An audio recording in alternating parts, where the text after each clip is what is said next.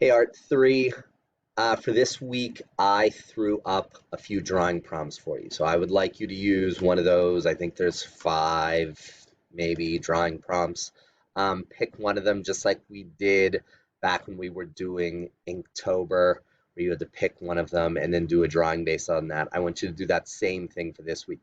And every now and then I'll throw out drawing prompts for the week. For the most part, you guys will be able to just do whatever you want. But like I said, every now and then I'll throw them out. And I think it might just help some of you guys who get stuck for ideas or who don't know what to draw. So make sure you go into the assignment and check and see what the drawing prompts are. Pick one of those. And again, you don't have to take them totally literally. You can get creative, you can get kind of abstract with it just so that you can somehow relate it to one of those words in a, very vague, broad sense.